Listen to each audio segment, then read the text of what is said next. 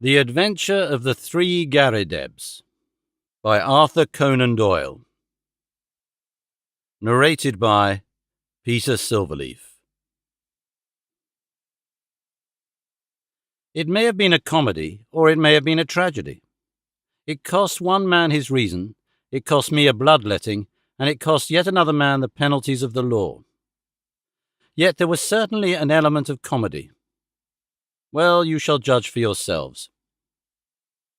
I remember the date very well, for it was in the same month that Holmes refused a knighthood for services which may perhaps some day be described. I only refer to the matter in passing, for in my position of partner and confidant I am obliged to be particularly careful to avoid any indiscretion. I repeat, however, that this enables me to fix the date, which was the latter end of June 1902, shortly after the conclusion of the South African War.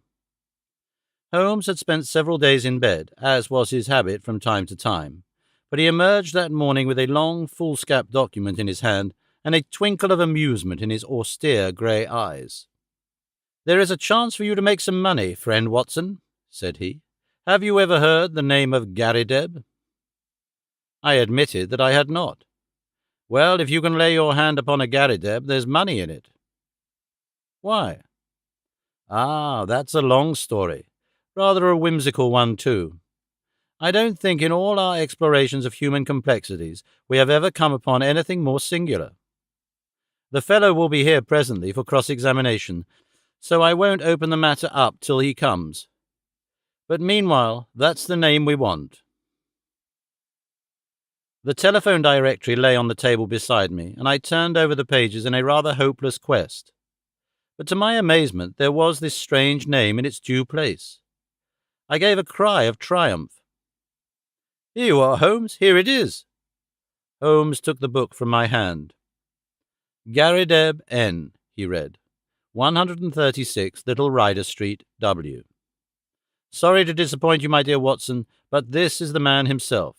That is the address upon his letter. We want another to match him." Mrs. Hudson had come in with a card upon a tray. I took it up and glanced at it.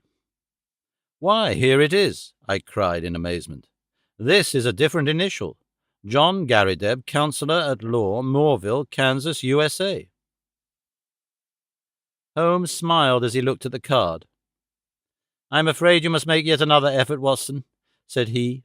"This gentleman is also in the plot already, though I certainly did not expect to see him this morning. However, he is in a position to tell us a good deal which I want to know."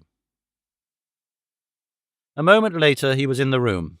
Mr. John Garrideb, Counselor at Law, was a short, powerful man with the round flesh, clean-shaven face characteristic of so many American men of affairs. The general effect was chubby and rather childlike, so that one received the impression of quite a young man with a broad-set smile upon his face. His eyes, however, were arresting. Seldom in any human head have I seen a pair which bespoke a more intense inward life.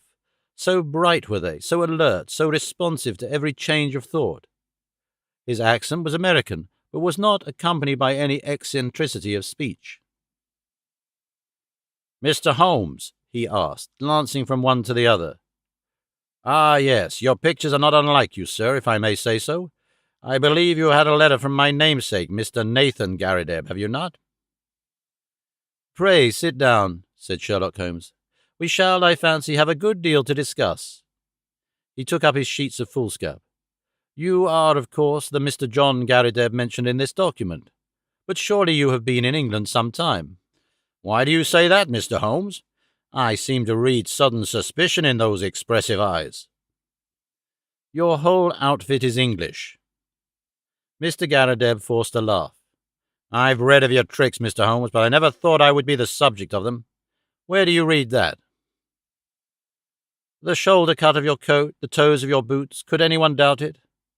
Well, I had no idea I was so obvious a Britisher. But business brought me over here some time ago, and so, as you say, my outfit is nearly all London. However, I guess your time is of value, and we did not meet to talk about the cut of my socks. What about getting down to that paper you hold in your hand?" Holmes had in some way ruffled our visitor, whose chubby face had assumed a far less amiable expression. "Patience, patience, Mr. Garrideb," said my friend in a soothing voice. "Dr. Watson would tell you that these little digressions of mine sometimes prove in the end to have some bearing on the matter.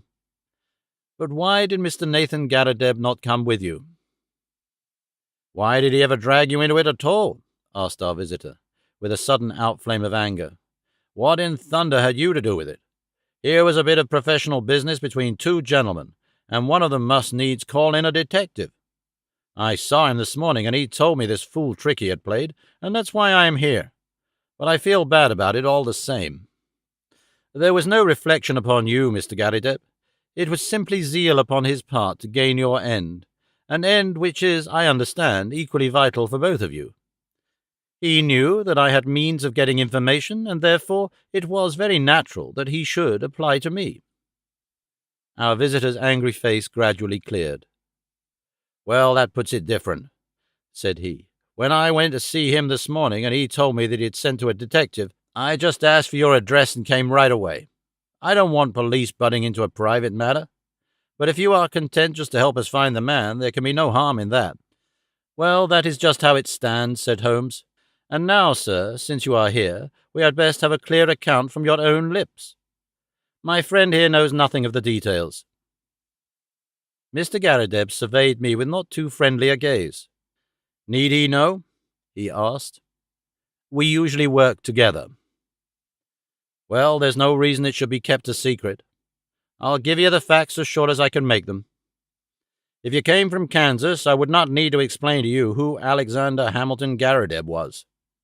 He made his money in real estate, and afterwards in the wheat pit of Chicago, but he spent it in buying up as much land as would make one of your counties, lying along the Arkansas River, west of Fort Dodge.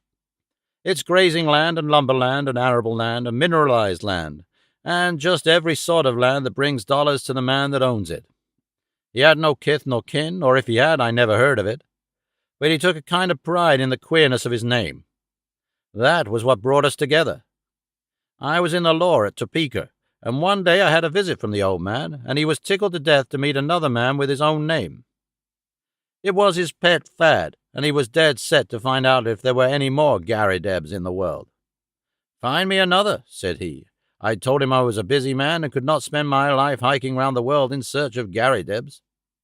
'None the less,' said he, 'that is just what you will do if things pan out as I planned them.' I thought he was joking, but there was a powerful lot of meaning in the words, as I was soon to discover. For he died within a year of saying them, and he left a will behind him. It was the queerest will that has ever been filed in the state of Kansas. His property was divided into 3 parts, and I was to have one on condition that I found 2 Garridebs who would share the remainder. It's $5 million for each, if it is a cent, but we can't lay a finger on it until we all 3 stand in a row. It was so big a chance that I just let my legal practice slide, and I set forth looking for Garridebs. There is not one in the United States. I went through it, sir, with a fine-toothed comb, and never a Garrideb could I catch. Then I tried the old country. Sure enough, there was the name in the London telephone directory. I went after him 2 days ago and explained the whole matter to him. But he is a lone man like myself, with some women relations, but no men. It says 3 adult men in the will. So you see, we still have a vacancy, and if you can help fill it, we will be very ready to pay your charges." "Well, Watson," said Holmes with a smile, "I said it was rather whimsical, did I not? I should have thought, sir, that your obvious way was to advertise in the agony columns of the papers." "I have done that, Mr. Holmes. No replies." "Dear me. Well, it is certainly a most curious little problem. I may take a glance at it in my leisure. By the way, it is curious that you should have come from Topeka. I used to have a correspondent, he is dead now, old Dr. Lysander Starr, who was mayor in 1890. "Good old Dr. Starr," said our visitor. "His name is still honored. Well, Mr. Holmes, I suppose all we can do is to report to you and let you know how we progress.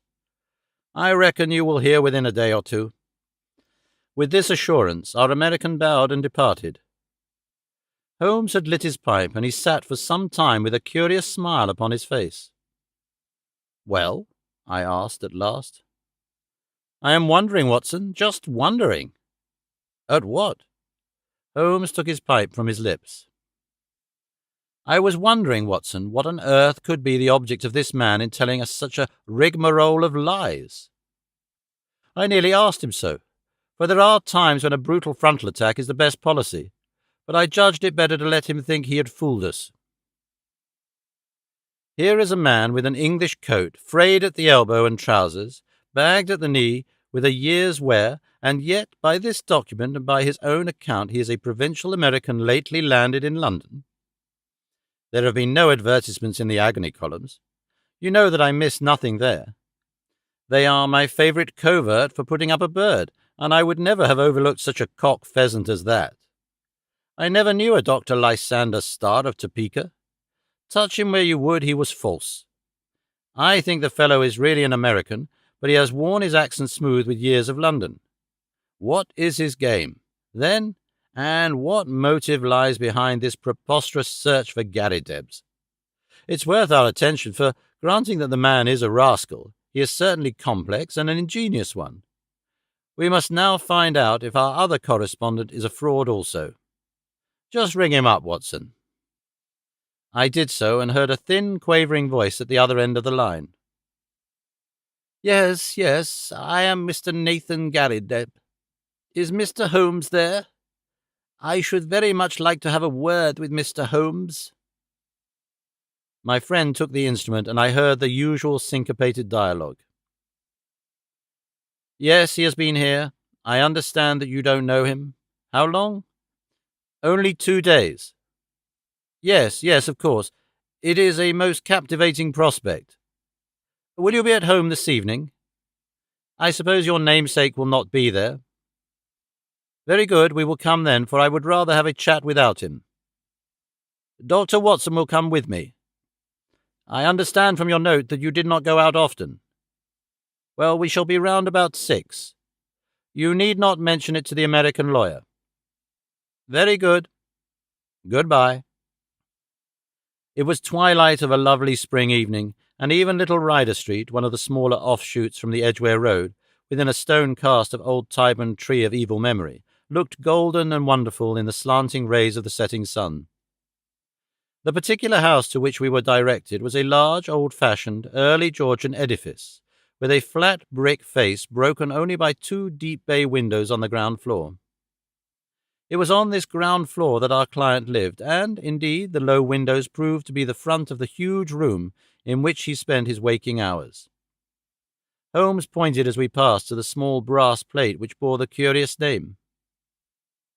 "Up some years, Watson," he remarked, indicating its discoloured surface. "It's his real name, anyhow, and that is something to note." The house had a common stair, and there were a number of names painted in the hall, some indicating offices and some private chambers. It was not a collection of residential flats, but rather the abode of bohemian bachelors. Our client opened the door for us himself and apologized by saying that the woman in charge left at 4 o'clock. Mr. Nathan Garrideb proved to be a very tall, loose-jointed, round-backed person, gaunt and bald, some 60-odd years of age. He had a cadaverous face with the dull, dead skin of a man to whom exercise was unknown. Large round spectacles and a small projecting goat's beard combined with his stooping attitude to give him an expression of peering curiosity. The general effect, however, was amiable, though eccentric. The room was as curious as its occupant. It looked like a small museum.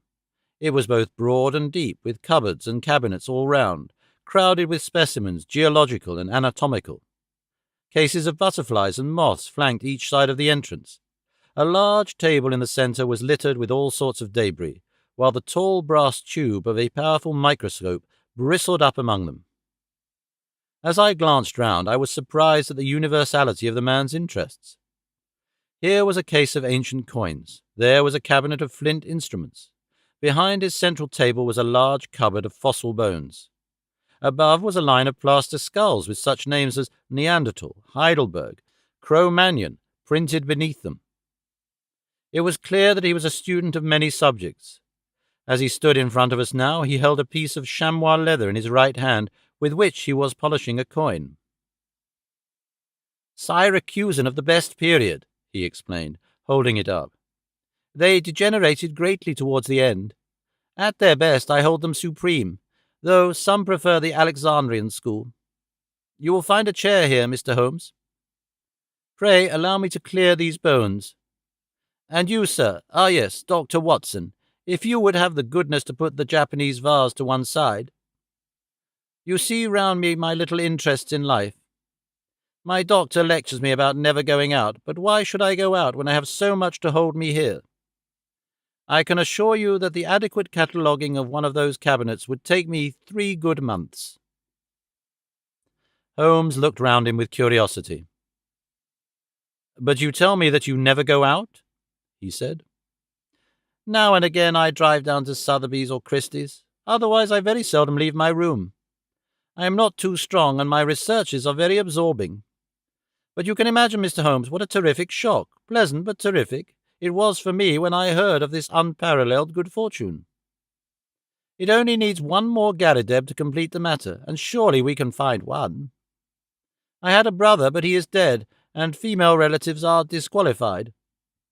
But there must surely be others in the world. I had heard that you handled strange cases, and that was why I sent to you.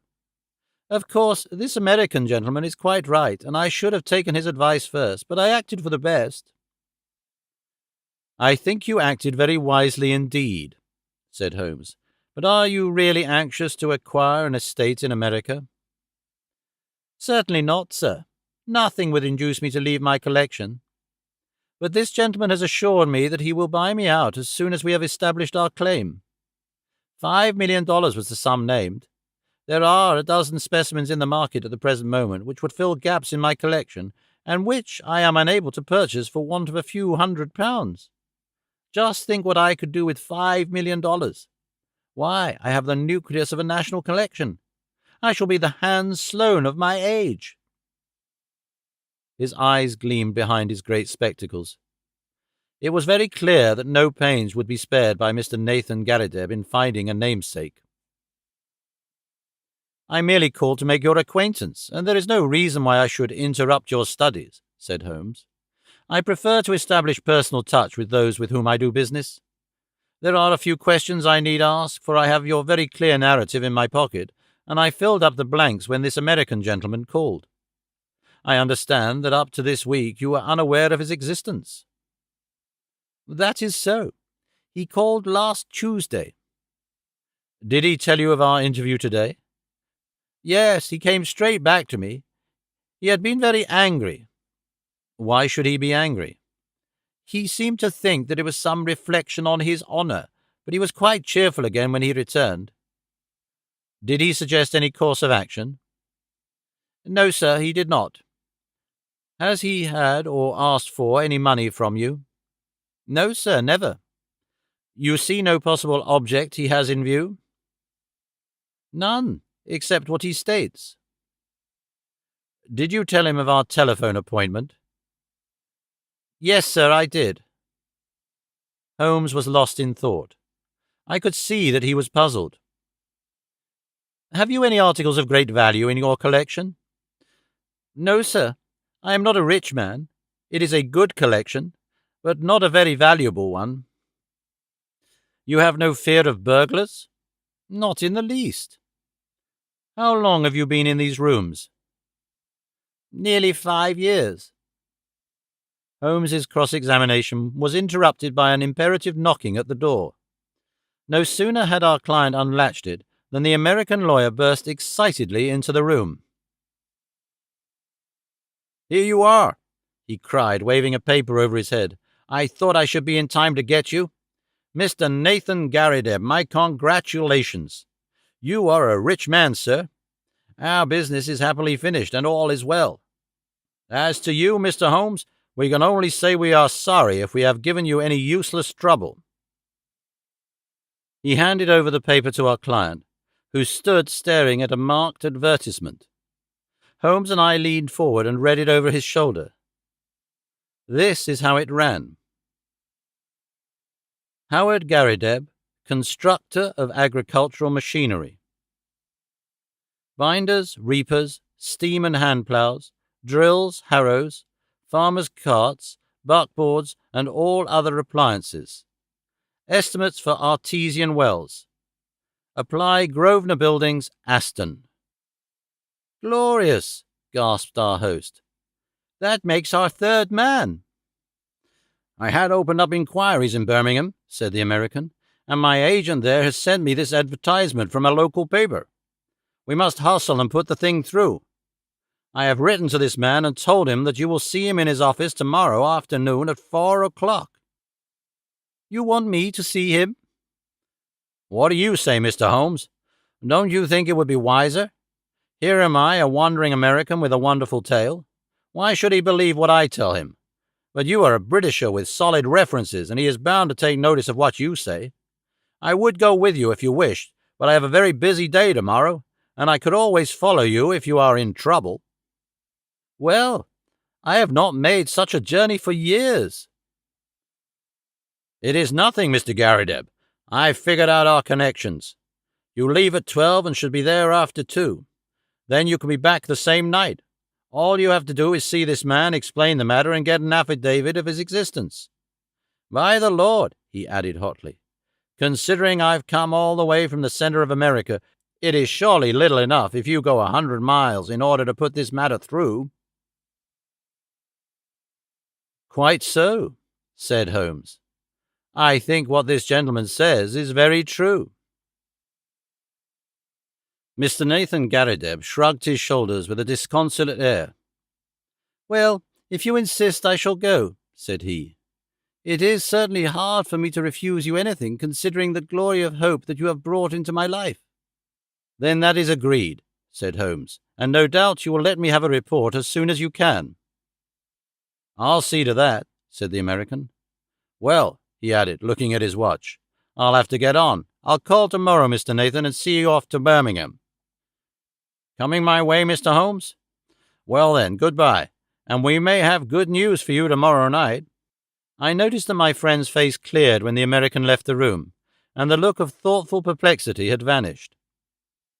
I wish I could look over your collection, Mr. Garrideb, said he.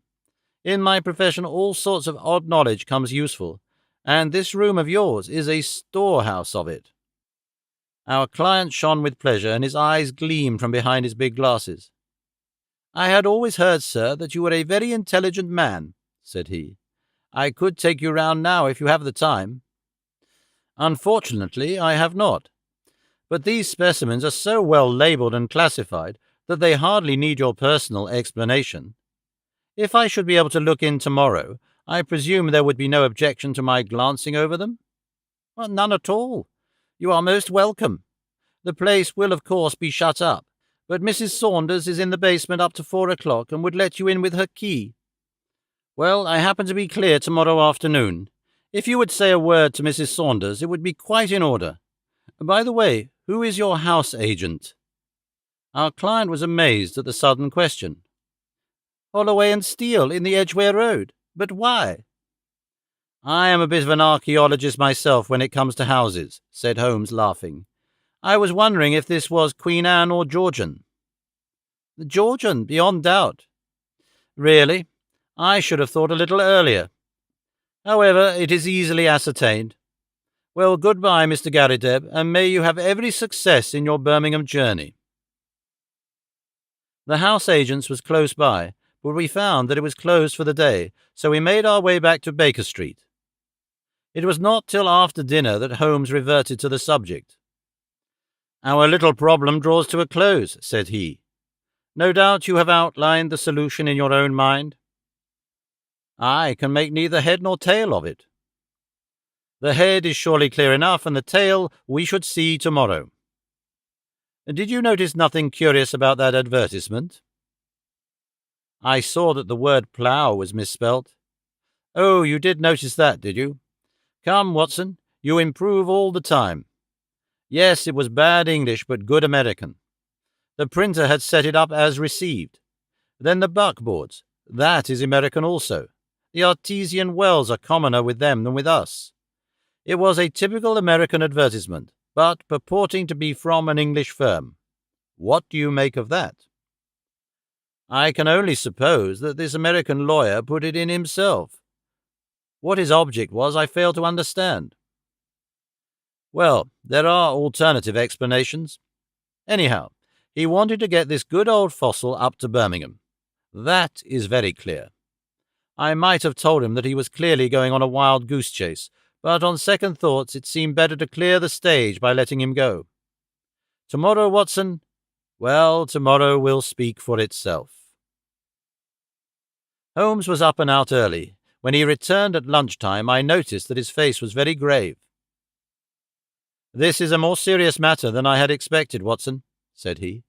"It is fair to tell you so, though I know it will only be an additional reason to you for running your head into danger.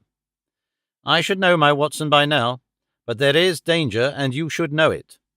Well, it's not the first we have shared, Holmes. I hope it may not be the last. What is the particular danger this time?" "We are up against a very hard case.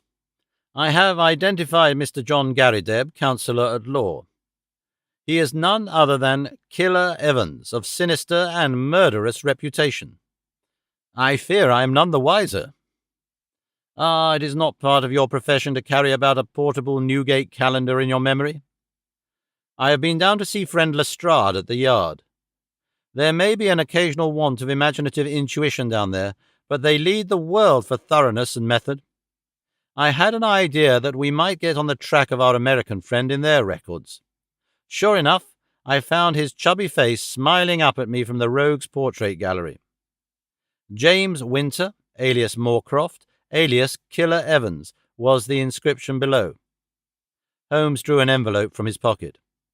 I scribbled down a few points from his dossier. Aged 44, native of Chicago, known to have shot 3 men in the States. Escaped from penitentiary through political influence. Came to London in 1893. Shot a man over cards in a nightclub in the Waterloo Road in January 1895. Man died, but he was shown to have been the aggressor in the row. Dead man was identified as Roger Prescott, famous as forger and coiner in Chicago. Killer Evans released in 1901. Has been under police supervision since, but so far as known has led an honest life. Very dangerous man, usually carries arms and is prepared to use them.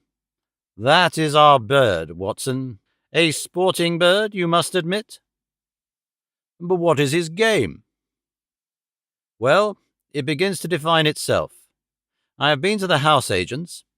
Our client, as he told us, has been there 5 years. It was unlet for a year before then. The previous tenant was a gentleman at large named Waldron. Waldron's appearance was well remembered at the office. He had suddenly vanished and nothing more had been heard of him. He was a tall, bearded man with very dark features. Now, Prescott, the man whom Killer Evans had shot, was, according to Scotland Yard, a tall, dark man with a beard. As a working hypothesis, I think we may take it that Prescott, the American criminal, used to live in the very room which our innocent friend now devotes to his museum. So at last we get a link, you see?" "And the next link?" "Well, we must go now and look for that." He took a revolver from the drawer and handed it to me. "I have my old favourite with me. If our Wild West friend tries to live up to his nickname, we must be ready for him. I'll give you an hour for a siesta, Watson, and then I think it will be time for our Ryder Street adventure." It was just 4 o'clock when we reached the curious apartment of Nathan Garrideb. Mrs. Saunders, the caretaker, was about to leave, but she had no hesitation in admitting us. For the door shut with a spring lock, and Holmes promised to see that all was safe before we left.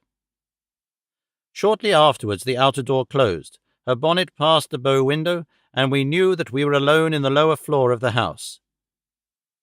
Holmes made a rapid examination of the premises. There was one cupboard in a dark corner which stood out a little from the wall. It was behind this that we eventually crouched while Holmes in a whisper outlined his intentions. He wanted to get our amiable friend out of his room, that is very clear, and, as the collector never went out, it took some planning to do it. The whole of this Garrideb invention was apparently for no other end. I must say, Watson, that there is a certain devilish ingenuity about it, even if the queer name of the tenant did give him an opening which he could hardly have expected. He wove his plot with remarkable cunning. But what did he want? Well, that is what we are here to find out. It has nothing whatever to do with our client, so far as I can read the situation. It is something connected with the man he murdered, the man who may have been his confederate in crime. There is some guilty secret in the room. That is how I read it. At first I thought our friend might have something in his collection more valuable than he knew, something worth the attention of a big criminal. But the fact that Roger Prescott of evil memory inhabited these rooms points to some deeper reason. Well, Watson, we can but possess our souls in patience, and we see what the hour may bring. That hour was not long in striking. We crouched closer in the shadow as we heard the outer door open and shut. Then came the sharp, metallic snap of a key, and the American was in the room. He closed the door softly behind him, took a sharp glance around him to see that all was safe, threw off his overcoat, and walked up to the central table with the brisk manner of one who knows exactly what he's to do and how to do it. He pushed the table to one side, tore up the square of carpet on which it rested, rolled it completely back, and then, drawing a jemmy from his inside pocket, he knelt down and worked vigorously upon the floor. Presently we heard the sound of sliding boards, and an instant later a square had opened in the planks. Killer Evans struck a match, lit a stump of candle, and vanished from our view. Clearly our moment had come. Holmes touched my wrist as a signal, and together we stole across to the open trap-door. Suddenly, as we moved, however, the old floor must have creaked under our feet, for the head of our American, peering anxiously round, emerged suddenly from the open space. His face turned upon us with a glare of baffled rage, which gradually softened into a rather shamefaced grin as he realized that 2 pistols were pointed at his head. "Well, well," said he coolly as he scrambled to the surface. "I guess you have been one too many for me, Mr. Holmes. Saw through my game, I suppose, and played me for a sucker from the first. Well, sir, I hand it to you. You have me beat, and—" In an instant he had whisked out a revolver from his breast and had fired 2 shots. I felt a sudden hot sear as if a red-hot iron had been pressed to my thigh. There was a crash as Holmes' pistol came down on the man's head. I had a vision of him sprawling upon the floor with blood running down his face, while Holmes rummaged him for weapons. Then my friend's wiry arms were round me, and he was leading me to a chair. "You're not hurt, Watson. For God's sake, say that you are not hurt." It was worth a wound, it was worth many wounds, to know the depth of loyalty and love which lay behind that cold mask. The clear, hard eyes were dim for a moment, and the firm lips were shaking. For the one and only time I caught a glimpse of a great heart as well as of a great brain.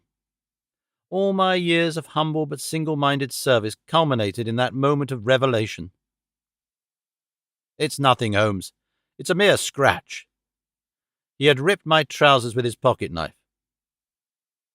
"You are right," he cried with an immense sigh of relief. "It is quite superficial." His face set like flint as he glared at our prisoner, who was sitting up with a dazed face. "By the Lord, it is as well for you. If you had killed Watson, you would not have got out of this room alive. Now, sir, what have you to say for yourself?" He had nothing to say for himself. He only sat and scowled. I leaned on Holmes's arm, and together we looked down into the small cellar which had been disclosed by the secret flap. It was still illuminated by the candle which Evans had taken down with him.